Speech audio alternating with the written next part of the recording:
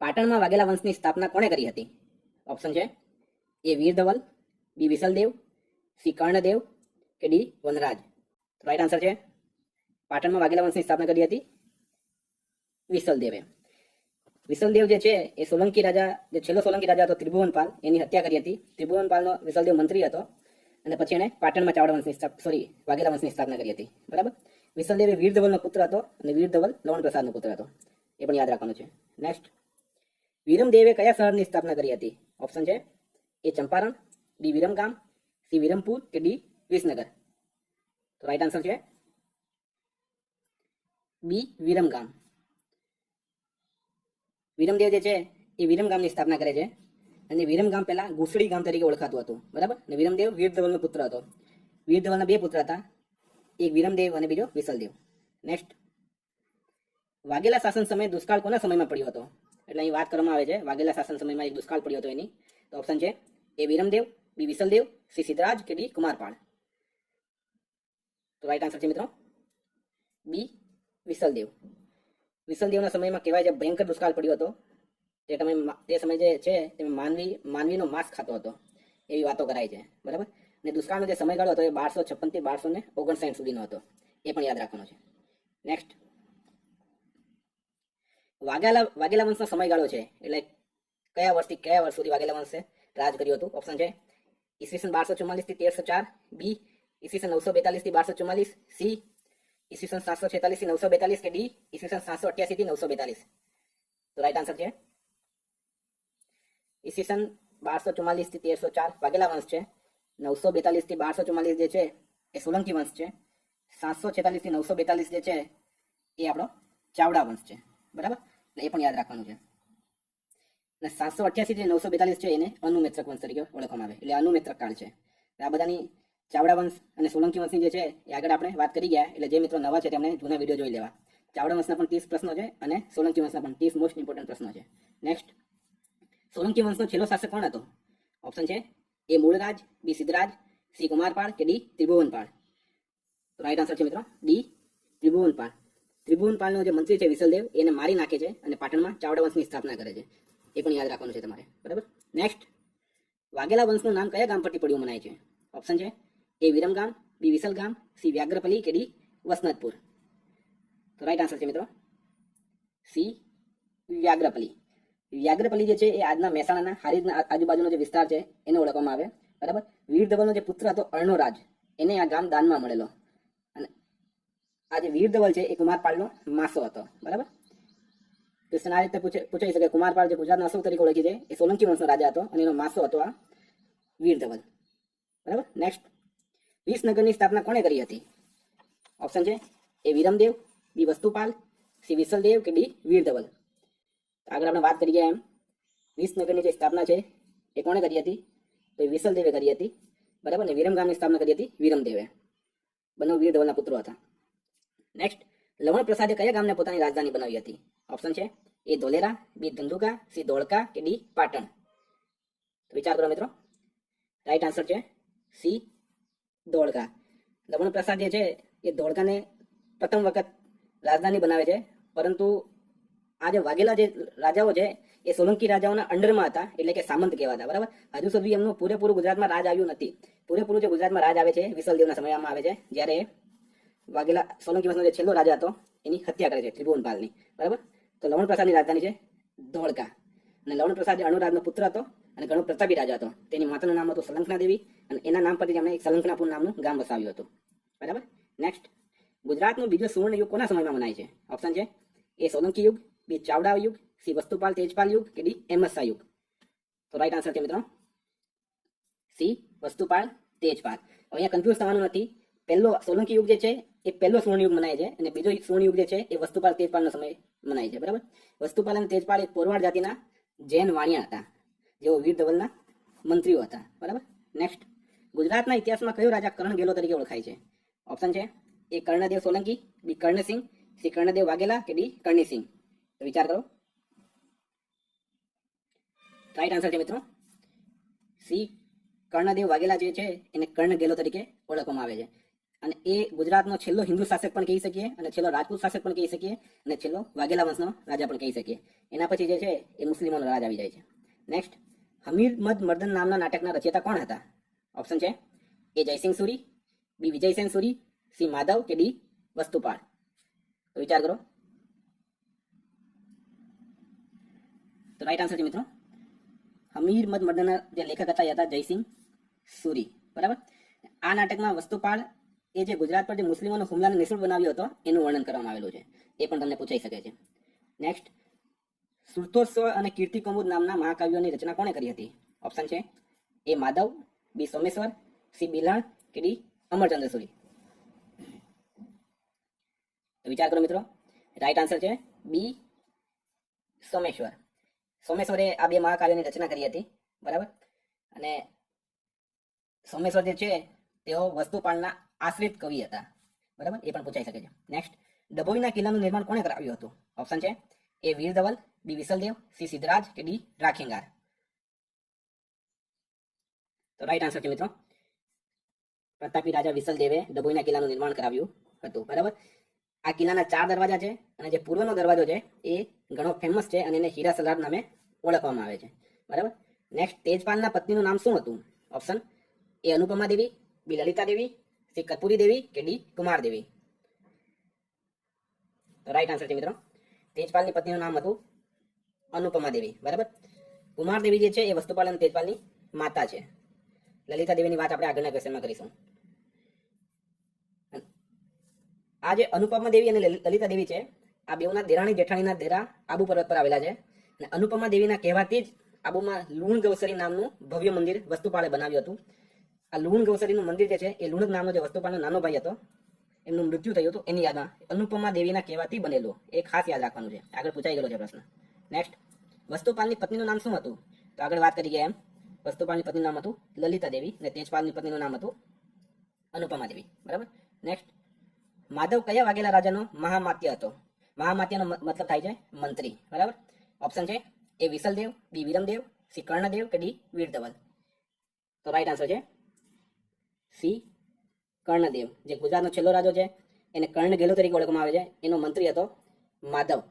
કહેવાય છે કે એ માધવની પત્ની પર કર્ણદેવની નજર બગડી હતી, તેથી માધવે ગુજરાત પર આક્રમણ કરવા માટે અલાઉદ્દીન ખિલજીને બોલાવ્યો હતો. બરાબર, એક કહેવત છે.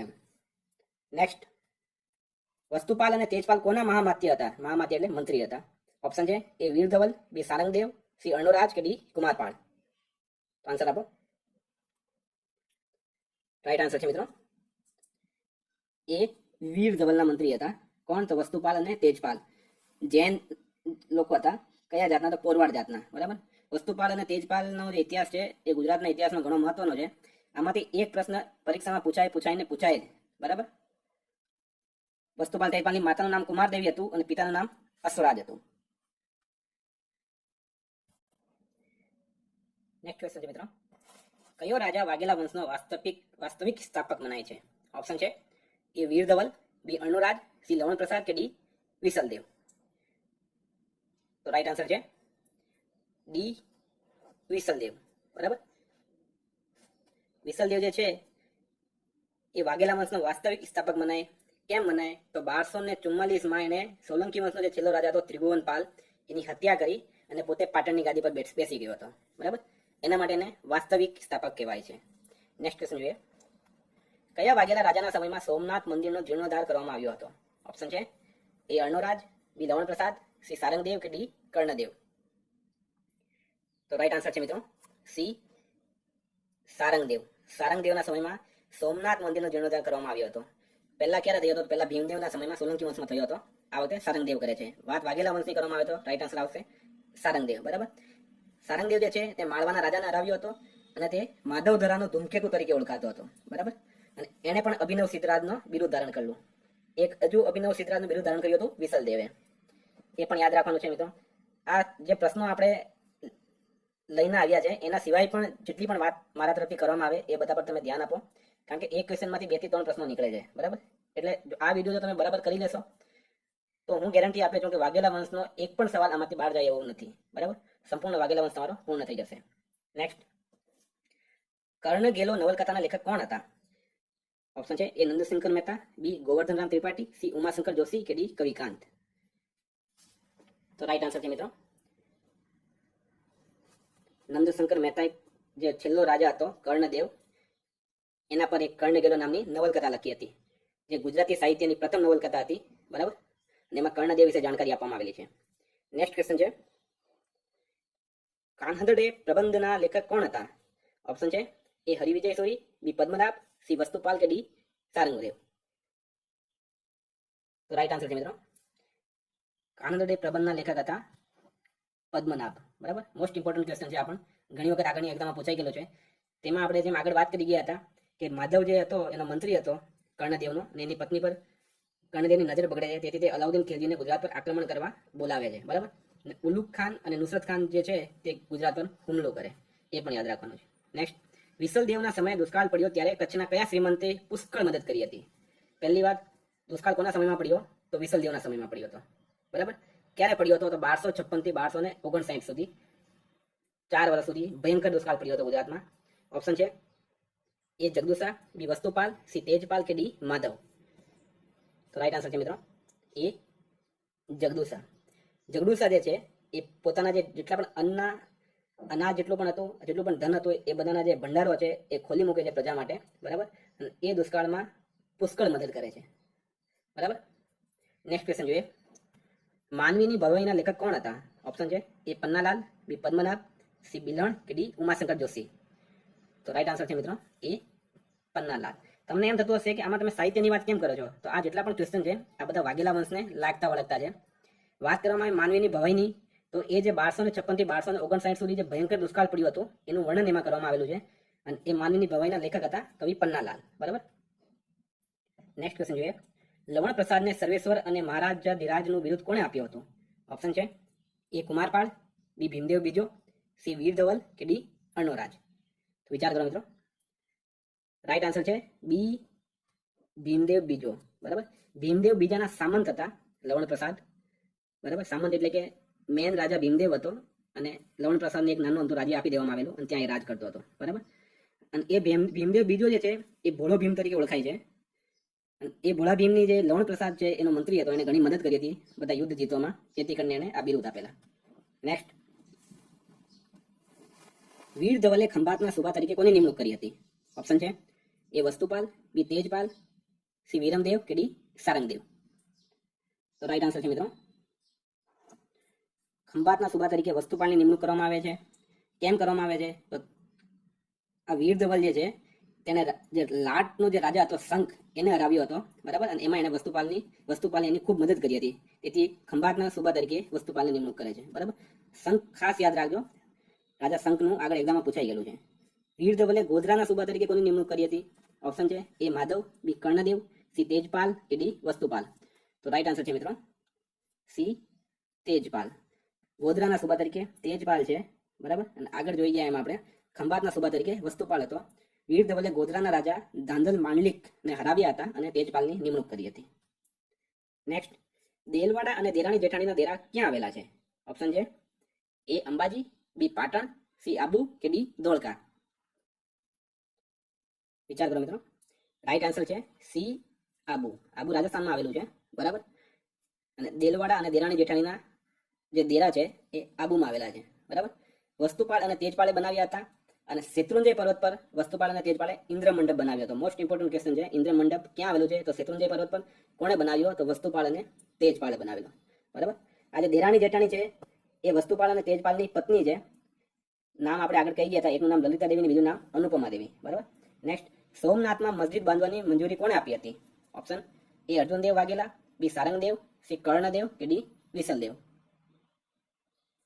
તો રાઈટ આન્સર છે મિત્રો એ અર્જુનદેવ વાઘેલા. અર્જુનદેવ વાઘેલાએ સોમનાથમાં પ્રથમ મસ્જિદ બાંધવાની મંજૂરી આપી હતી, બરાબર. અર્જુનદેવ વાઘેલાનો જે રાજ છે એ ઈસવીસન 1262 થી 1275 સુધીનો છે, એટલે કે વિસલદેવ વાઘેલા પછીનો. નેક્સ્ટ, ઇલ્તુત્મિશની માતા હજ યાત્રા સમયે તેની સરભરા કોણે કરી હતી? એટલે કે ઇલ્તુત્મિશની માતાની હજ યાત્રા સમયે તેની સરભરા કોણે કરી હતી? ઓપ્શન છે એ વસ્તુપાલ, બી તેજપાલ, સી કર્ણદેવ કે ડી વીરમદેવ. તો રાઈટ આન્સર છે મિત્રો એ વસ્તુપાલ. ઇલ્તુત્મિશ જે છે તે ટાઈમમાં ભારતનો રાજા હતો, પૂરા હિન્દનો રાજા હતો અને એમની જે તે સમયમાં કહેવાય છે કે મક્કાના દરવાજા તરીકે આપણા સુરતને ઓળખવામાં આવતું હતું. એટલે કે જો મક્કા જવું પડે હજ યાત્રા કરવા માટે તો સુરત થઈને જવું પડે. તો એક સમય ઇલ્તુત્મિશની માતા હજ યાત્રા નીકળે છે. તે ટાઈમે વસ્તુપાલના મગજમાં એક વિચાર આવે છે કે આ મુસ્લિમ આક્રાંતાઓ છે, એમના મગજમાં જો ગુજરાતની જે ભવ્યતા છે એના વિશે જો બુરી નજર જો એમની પડી તો એ ગુજરાતને બરબાદ કરી મૂકશે. તેથી એ ગુજરાતની બરબાદીને બચાવવા માટે એક ચાલ રમે છે અને ઇલ્તુત્મિશની જે માતા છે એ હજ યાત્રા કરે તે ટાઈમમાં એની સરભરા કરે છે. બરાબર, તો કહેવાય વસ્તુપાલે પોતાની બુદ્ધિથી ગુજરાતને બચાવી લીધું. બરાબર. નેક્સ્ટ, આબુ રાસના રચયિતા કોણ હતા?